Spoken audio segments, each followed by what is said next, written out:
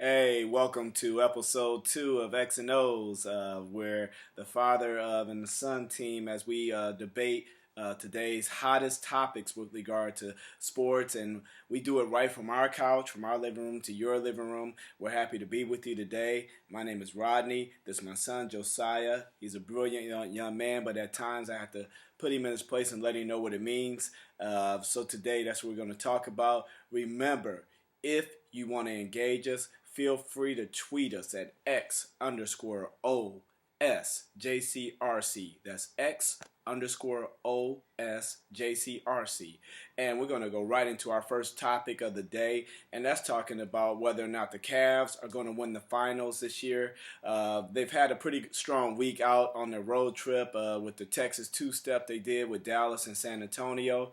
Let's see what my young son thinks here right now with regards to sports and the NBA and with regard to the Cavs. What do you think, Jeff? I think they're going to win the finals this year. I think after beating the Spurs and the way they did, they had to constantly keep coming back, and then they finally got it to overtime, and they finally won the game. I think that just shows how much they've grown. Because if that was in earlier part of the season, they would have been done in the first 2 quarters. It would have been over. Okay, all right. Well, I can see how they played pretty strong over the past couple of weeks. They are one of pretty much the hottest team in the NBA right now, but we still have to remember the fact that it's still regular season basketball. Playoff basketball, the game changes a lot. It becomes more of a half-court game. I want to see how strong the Cavs can play in one of those gutted-out games. Now, San Antonio gave them that type of battle, but we still need to see a little bit more from the Cavs as we prepare to get ready for the playoffs with only a few more games left, a few more weeks. I think about 4 weeks left in the season, and we go right into the playoffs. Can they win the finals? Yes. Are they coming out the East? I would say yes. Based upon the way they're playing, based upon the way LeBron and Kyrie have stepped up their game, I need to see more out of Kevin Love.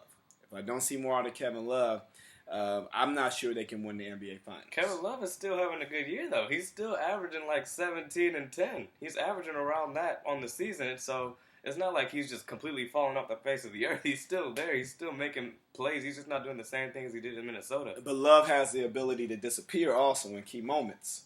If you notice, he hasn't played in crunch time at the end of both games. We don't need him to. We have LeBron and Kyrie. In the playoffs, we're going to need him. He stretches the floor. If you notice, when he's on the court, most teams have to play. They have to come out of that box. When he's not on the floor, they can box in a little bit more. He'll be ready to play in the playoffs. How do you know? He's never played in the playoffs yet. If he's hungry for it, he's going to go out and just do what he does. Well, please let me know how hungry he is, because I need to see that. Okay, you'll see it. First round of the playoffs, you'll see it. So right now, you would say they're going to win the finals? Yeah. Really? Based off of what you've seen so far? Who's going to beat them in the West?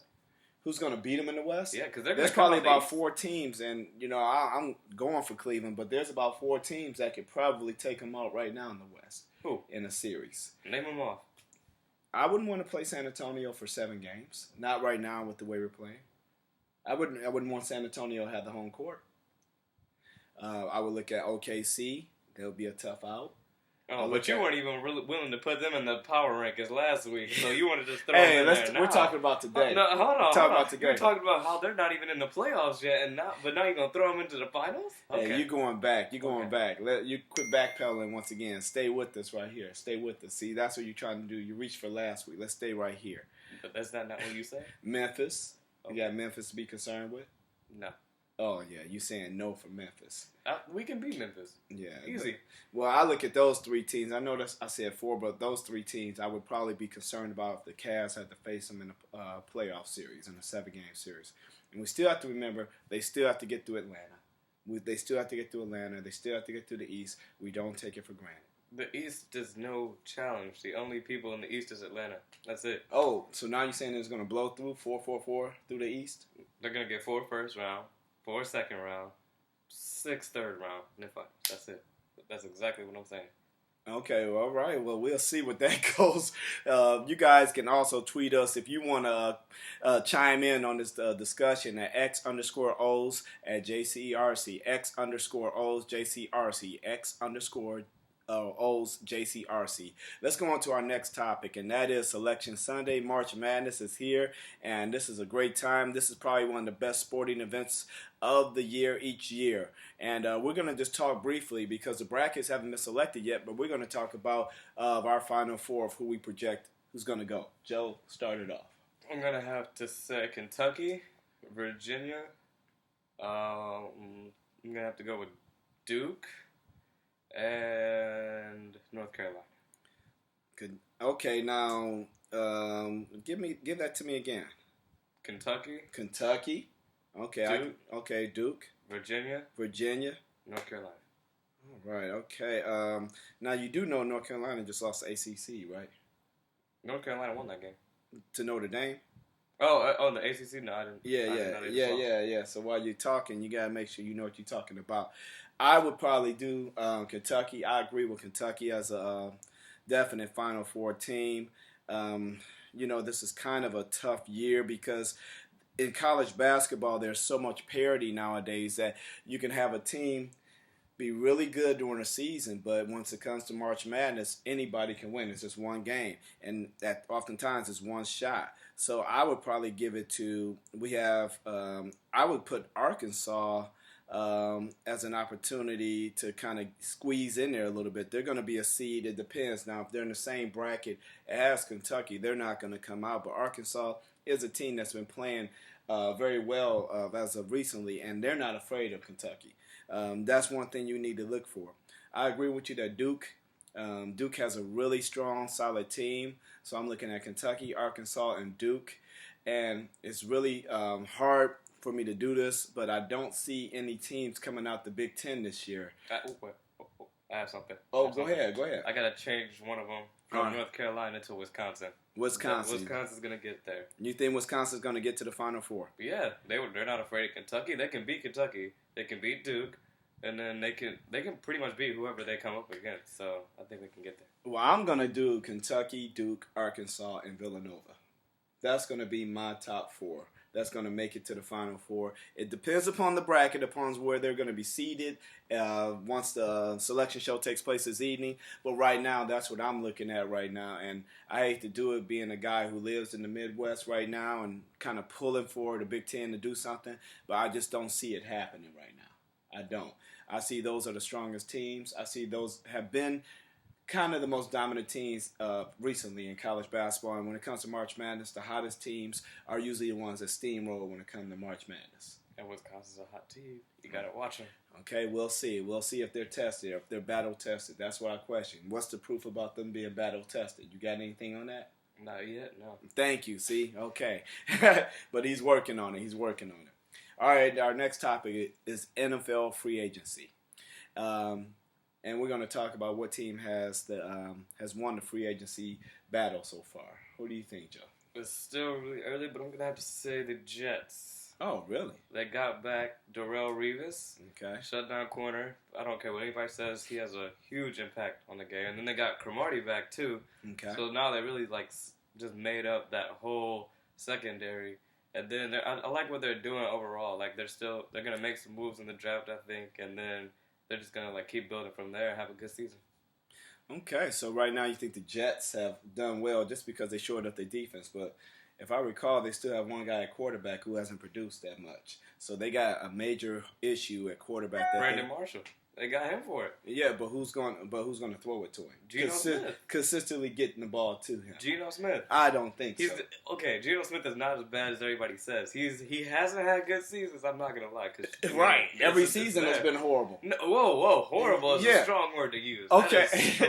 What else has he done? He's struggled, I would say, yes. But he has Brandon Marshall now. I mean, he could just throw the ball at him, and Brandon Marshall's gonna get it every time. Well, we'll see how that goes. I have a different opinion when it comes to free agency. I don't really think there's been any winners right now. Reason why is because if you look historically, teams that spend big money in free agency, those players don't tend to pan out when the season starts. They're typically spending a lot of money on big-name players who have been battle-tested in the NFL. They played a long time, but they're kind of running on the last part of their career. For example, Indianapolis Colts, I think they overspent You bring Frank Gore in here. Everybody's celebrating the fact that you got Frank Gore, but just think this is an 11-year back in the NFL. This guy has a lot of tread on his tires. Matter of fact, I think they're bald right now. So I'm not sure how much they're going to get out of Frank Gore. You think about the fact that the Philadelphia Eagles went out there and signed DeMarco Murray, which was a big steal. But we still have the issue of DeMarco Murray never really having a full, healthy season. They spent a lot of money. They guaranteed him $21 million. What's going to happen? What's going to happen if he blows out a tire? Now you're kind of stuck. Then you got Ndamukong Suh going to Miami. They guarantee a defensive lineman $60 million. $60 million. Now what happens if the quarterback just blows up in that for Miami and has a great season? Now they got to worry about trying to keep that quarterback. What's going to happen if Tannehill just has an incredible season? You can't pay Suh $60 million and then give Tannehill that contract to keep him. Miami has kind of strapped themselves. They've been desperate. They want to get the big names. They want to make a come up there, and they're competing with New England and the Jets and Buffalo. I'm looking at it like right now, I don't see a winner in free agency. I really don't. I think teams are built through the draft. I don't think you build a championship team through free agency. I've never been for free agency. I don't like it. The stuff that you talk about for the free agency is the same thing that can happen in the draft. You talk about a guy blowing his knee out, blowing a leg. The same thing can happen with a rookie. It can happen with a rookie, but you're not paying that rookie $21 million guaranteed. True. So you're not strapped. You can go out and get other pieces. When your team, your budget is strapped the way these teams are strapping themselves, you can't be as creative when it comes to needs. If somebody isn't producing for you the way you need them to, there's always a trade. There's always a get rid of them. There's somehow that they can end up like getting rid of that money, getting somebody else in. Last time I checked, though, with a trade, you need two to tango. That's partner. Yeah. And most teams aren't willing to help other teams out like that with kind of trade. Trades are rare. Somebody might want the Ndamukong Suh. Now for $60 million guaranteed and $100 million bucks. If they're able to get rid of some other people that they just don't want, I'm sure if the deal was right, they would take it. Nobody's gonna make that trade. They'll be in the unemployment line the very next day. Okay. I guarantee that type of trade, you're done. Trades are rare, and they're very few in the NFL because these teams have learned to get their talent, homegrown their talent, and build it from there. The draft is still the best way to develop and grow a team. I don't care what anybody say. Hands down, that's how you build a team. Well, that's not what we're talking about, how you build a team. We're just talking about winner in free agency. Who's done the best to get themselves ready for this next season. But that's what people are using free agency for. They try to get themselves ready for next season, to try to get in a competition to win a championship. But this is kind of like a fast food way of trying to win a championship. And last time I checked, fast food is not very good for you. If you're getting the right pieces, though, it can work itself out. McDonald's and Burger King, that's what they're doing right now. Not all free agent situations turn out horrible. Oh, yeah, whatever. They don't. Whatever. Okay, we'll see.